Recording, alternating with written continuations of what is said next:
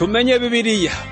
Iki ni ikiganiro utegurirwa na Dr. Verenano Makigi ukakigezwaho na Trans World Radio. Soma kandi wige Bibiliya usobanukirwe ijambo ry'Imana.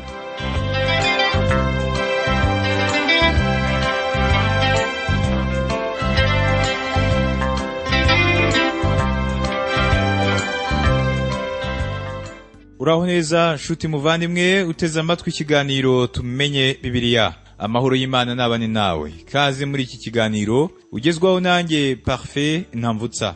Uyu munsi ndongera nkubwira uko Yohana mu kwandika Ibyahishuwe na Yesu Kristo yabwiye abari mu matorero 7 yo muri Aziya. Ayo matorero 7 rero akaba ahagarariye itorero rya Kristo rigomba kumenya ibyo mu gihe kizaza. Mu Byahishuwe igice cya mbere kuva ku murongo wa 12 kugera ku murongo wa 13 Bibiliya iravuga ngo nuko mpindukizwa no kureba ijwi ryavuganaga nanjye mpindukiye mbona ibitereko by'amatabaza 7 by'izahabu kandi hagati y'ibyo bitereko by'amatabaza mbona usa n'umwana w'umuntu yambaye igishura kandi yambaye umushumi w'izahabu mu gituza. Yohana yumvise ijwi rimeze nk'iry'impanda rivugana nawe igihe umwami Yesu azava mu ijuru azanywe no gukura itorero rye mu isi azarangurura n'ijwi rirenga. Mu Batesalonike ba mbere ibice 4 ku murongo wa 16 aratubwira ngo kuko umwami ubwo azaza amanutse ava mu ijuru aranguruye ijwi rirenga hamwe n'ijwi ry'amarayika ukomeye n'impanda y'Imana, nuko abapfiriye muri Kristo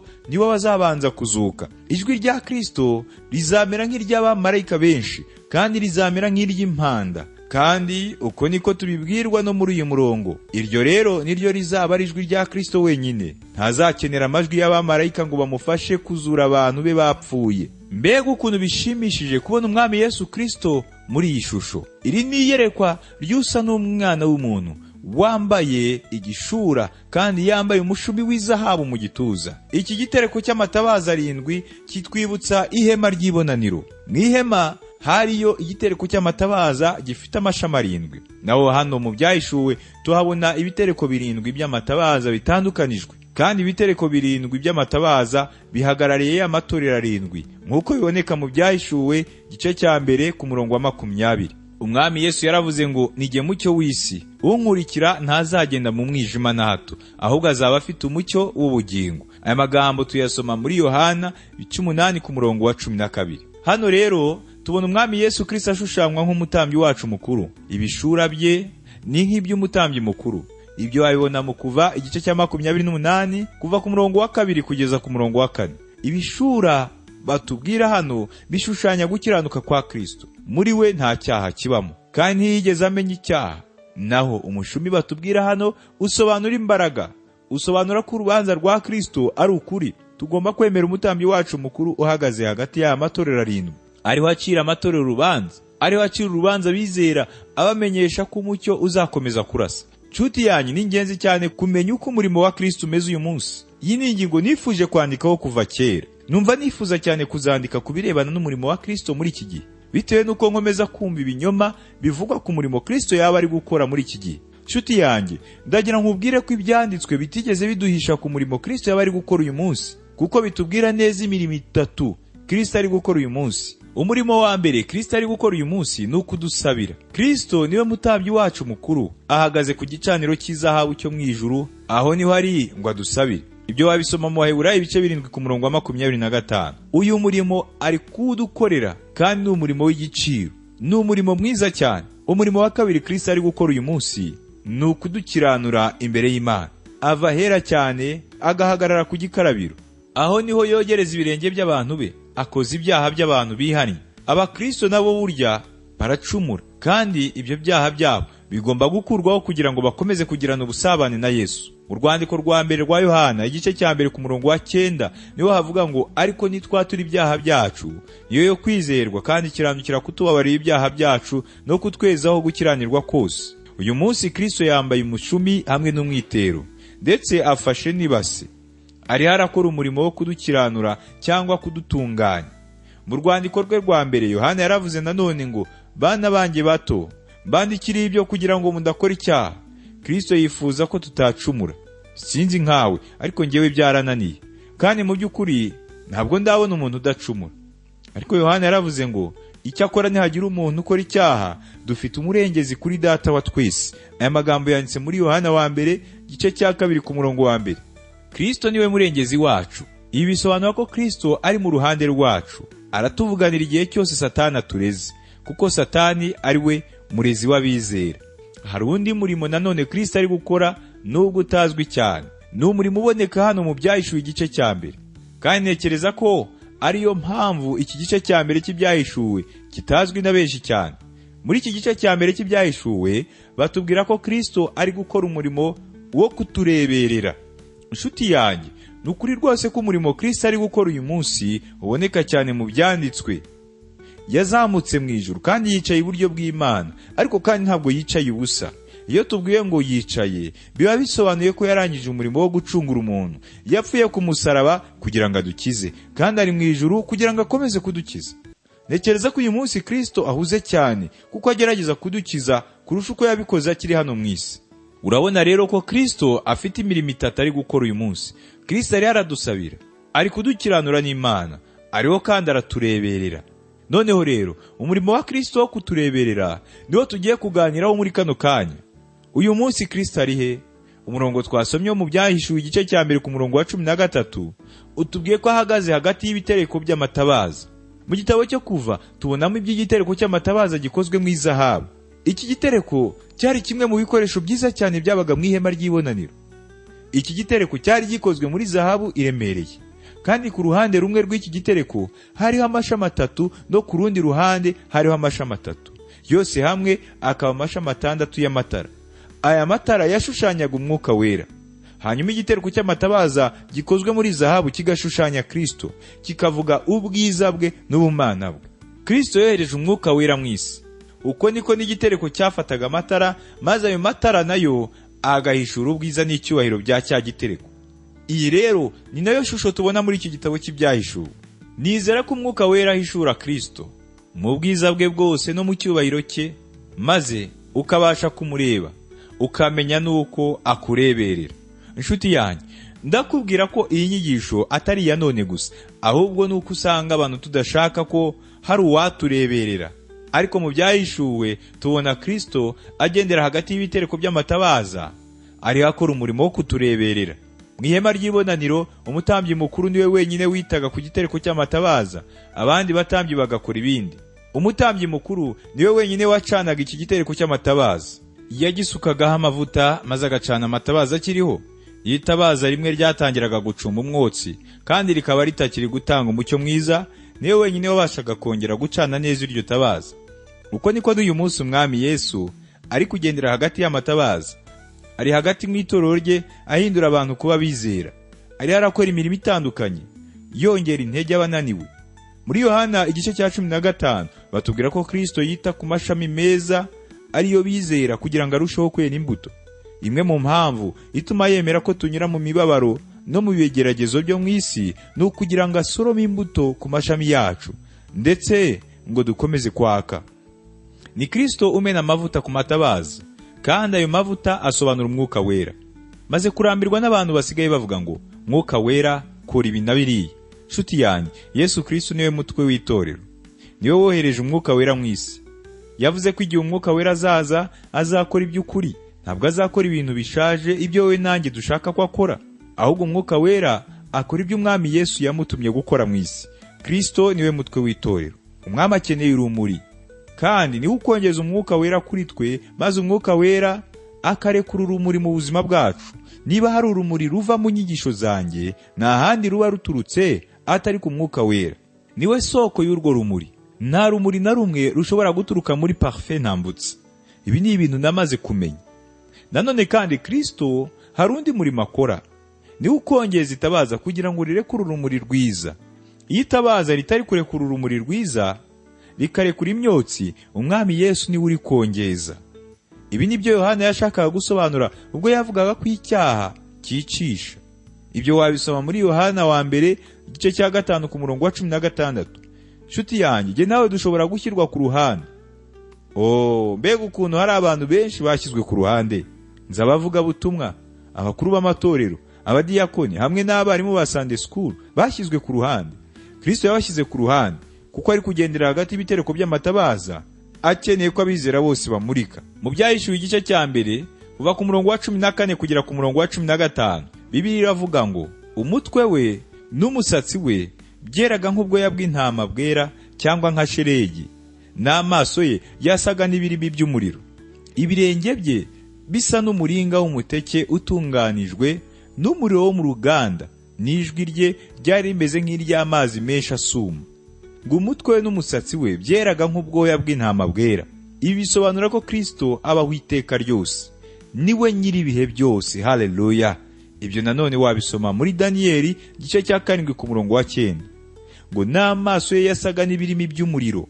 Ibi bisobanura ko amaso ya Kristo ntaho atareba. Amaso ye ni umuhamya umenya ubuzima bwose bw'itorero. Azi byose byawe kandi azi byose byanjye. Yicaye ku kigega cy'umutungo, yitegereza uko buri wese atanga. Icyumweru gishize yarakubonye utanga ituro mu rusengero. Watekerezaga ko ntawabonye icyo watanze. Ndabeshya se?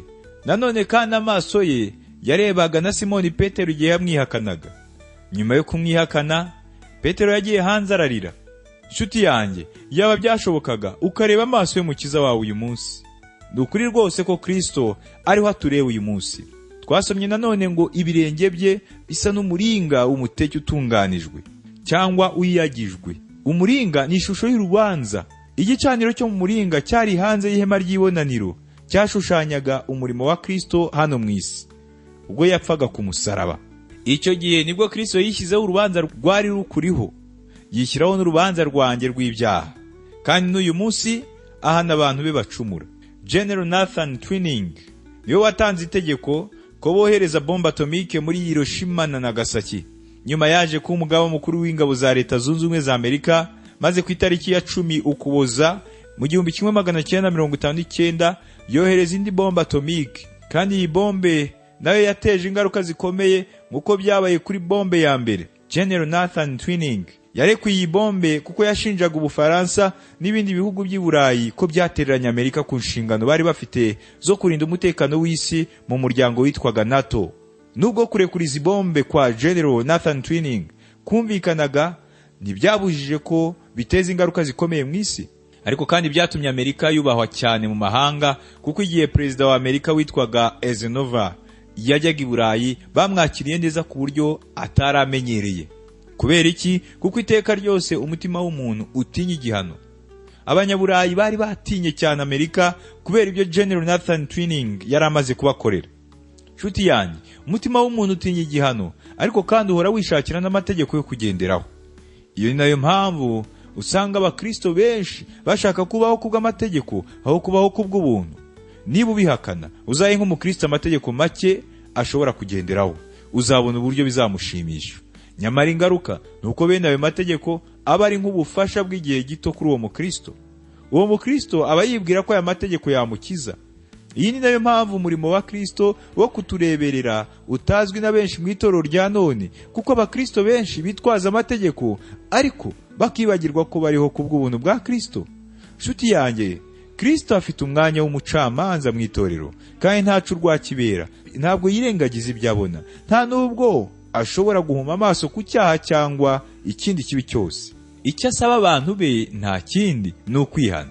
Ibi tuzabibona neza ubwo tuzakomeza kwiga iki gitabo cy'Ibyahishuwe. Kristo ari kubwira itorero rye ngo nzaza aho uri, nkuri igitereko cy'itabaza cyawe ahacyo nutihana. Ibyo wabisoma mu Byahishuwe igice cya 2 ku murongo wa 5. Ibi rero nibyo bikomeza kugora itorero uhereye kera kugeza n'uyu munsi, kuko itorero ritakiri kwitwara nk'uko Imana ibishaka. Ibi rero bigatuma imitima y'abizera itishima. Uko niko n'itorero ryo muri Laodikiya ritigeze ryita kuri Kristo. Nk'uko umuntu umwe yigeze kuvuga ngo hariho umuntu uhagaze mu bwiza, ariko itorero ryamukuyeho amaso. Twasomye nanone ngo n'ijwi rye ryari rimeze nk'iry'amazi menshi asuma. Iri ni ijwi ry'ubutware, iri ni ijwi ryaremye isi, ni ijwi rizazura abapfuye bizeye, ni ijwi rizakura bizera mu isi bakajya kubana na Kristo. Aya mashusho yose tubona muri iki gitabo cy'Ibyahishuwe avuga Kristo nk'umutambyi wacu mukuru utureberera, kandi akaba n'umucamanza w'itorero rye. Inshuti yanjye, ndagusaba kwita ku mutambyi wawe mukuru. Mwuka w'Imana azagufasha kumubona mu bwiza bwe n'icyubahiro cye. Mbega ukuntu ari byiza kwita kuri uwo mutambyi. Mu Byahishuwe igice cya mbere ku murongo wa 16, Bibiliya iravuga ngo mu kuboko kwe kw'iburyo yari afashe inyenyeri 7, mu kanwa ke havamo inkota Rityaye ifite ubugi impande zombi, mu maso he hari hameze nk'izuba iyo rityaye. Ngo mu kuboko kwe kw'iburyo yari afashe inyenyeri 7. Ibi bisobanura ko Kristo ategeka isi yose. Ngo mu kanwa ke havamo inkota Rityaye ifite ubugi impande zombi. Umuntu umwe niwe wigeze kumbaza ngo, ese ibi batubwira nibyo? Mu kanwa ka Kristo havuyemo inkota Rityaye ifite ubugi impande zombi? Birumvikana ko atari byo. Ahubwo ibyanditswe bitubwira ko inkota ishushanya ijambo rya Kristo. Mu Baheburayo ibice 4 ku murongo wa 12 niho havuga ngo, kuko ijambo ry'Imana ari rizima, rifite imbaraga kandi rikagira ubugi buruta ubw'inkota zose, rigahinguranya ndetse kugeza ubwo rigabanya ubugingo n'umwuka, rikagabanya ingingo n'umusokoro, kandi rikabangukira kugenzura ibyo umutima wibwira ukagambirira. Imana ihana ikoresheje ijambo ryayo, kandi ica urubanza ikoresheje ijambo. Inshuti yanjye, igihe Imana ikubwiye ijambo ryayo, ujye ufata ikaramu n'urupapuro wandike ibyo ikubwiye, kuko biba ari iby'ingenzi cyane. Twasomye kandi ngo mu maso he hari hameze nk'izuba iyo rityaye. Ntabwo wabasha na gato kureba mu izuba. Mbese utekereza ko wabasha kureba umuremyi waremye izuba, ari nawe Kristo wahawe ubwiza? Mbega ukuntu Kristo wacu ari mwiza cyane. Mu Byahishuwe igice cya mbere ku murongo wa 17, Bibiliya iravuga ngo mubonye ntyo mwikubita imbere nk'upfuye, anshyiraho ukuboko kw'iburyo, arambwira ati witinya, ndi uwa mbere kandi ndi uw'imperuka. Yohana niwe ntumwa yakunze kuba hafi cyane ya Yesu Kristo ubwo yari mwisi. Ni Yohana wari mu gituza cya Yesu ubwo bari mu cyumba cyo hejuru. Birumvikana ntabwo yajyaga apfa kumenyera umwami Yesu, ariko yamwisanduragaho cyane kurusha izindi ntumwa. Nyamara igihe Yohana yabonaga Kristo yambaye ubundi bwiza ku kirwa cya Patimo, ntabwo yamusanganiye ngo amushyire akaboko cyangwa ngo amwegamire nk'uko yakundaga kubikora igihe Kristo yari akiri hano mu isi. Nta nubwo Yohana yahise atangira kumuvugisha, ahubwo yikubise ku birenge bye amera nk'upfuye. Ibi byerekana ko iyerekwa rya Yohana ritari ryoroshye na gato. Inshuti yanjye, uko niko byagendekeye intumwa Yohana akimara kubona Kristo. Natwe mu gihe twabona Yesu mu bwiza bwe, sintekereza ko twamwegera bisanzwe nk'umuntu tumenyereye cyane, ahubwo twakwikubita hasi ku birenge bye tukamera nk'abapfuye. Uyu munsi ni Kristo wambaye ubundi bwiza. Kandi inshuti yanjye, ndashaka kukubwira ko nakunda imvuga abantu b'iki gihe basigaye bafite, aho usanga bavuga Yesu nk'umuntu usanzwe bakamumenyera cyane. Nta nubwo nkunda indirimbo z'abantu bavuga ngo Yesu ni inshuti yabo. Ushobora gutekereza ko narengereye ku byo ndiho mvuga, kandi ntiwaba ubeshye. Ariko Yesu yaravuze ngo muri inshuti zanjye nimukora ibyo mbategeka. Aya magambo yanditse mu butumwa bwiza bwa Yohana ibice 15 ku murongo wa 14. Niba uvuga rero ko Yesu ari inshuti yawe, ugomba kumwumvira. Inshuti yanjye, ndakubwiza ukuri ko tubonye Yesu mu bwiza bwe n'icyubahiro cye, tutakongera kumumenyera uko twiboneye kose, tumufata nk'umuntu usanzwe. Ariko nanone ikindi gitangaje nuko Kristo avuga ngo witinya. Iyi ni indamukanyo y'Imana ihikiremwa muntu. Kandi Kristo avuga impamvu enye zituma tutagomba gutinya. Ubwa mbere nuko Kristo ari uwa mbere, akaba ari n'uw'imperuka. Ibi bisobanura ubumana bwe. Aturuka mu bihe by'iteka ryose, akagera mu bindi bihe by'iteka ryose. Umwanditsi wa Zaburi yaravuze ngo imisozi itaravuka, utararama ku isi n'ubutaka, uhereye iteka ryose ukageza iteka ryose, ni wowe Mana. Aya magambo yanditse muri Zaburi ya 90 ku murongo wa 2. Ijambo uhereye iteka ryose risobanura uhereye kera hatazwi kugeza mu hazaza hatazwi. Imana izakomeza kuba Imana. Haleluya. Kristo ni uwa mbere kuko nta wundi wabayeho mbere ye, kandi ni uwa nyuma kuko hirya ye nta wundi uzamukurikira. Mu Byahishuwe igice cya mbere ku murongo wa 18 haravuga ngo kandi nduhoraho, icyakora nari narapfuye, ariko none dore mporaho iteka ryose, kandi mfite imfunguzo z'urupfu n'iz'ikuzimu. Impamvu ya kabiri Kristo avuga ko tutagomba gutinya nuko ari uhoraho kandi yari yarapfuye. Ibi bisobanura umurimo we wo gucungura ubwo yapfaga akazuka.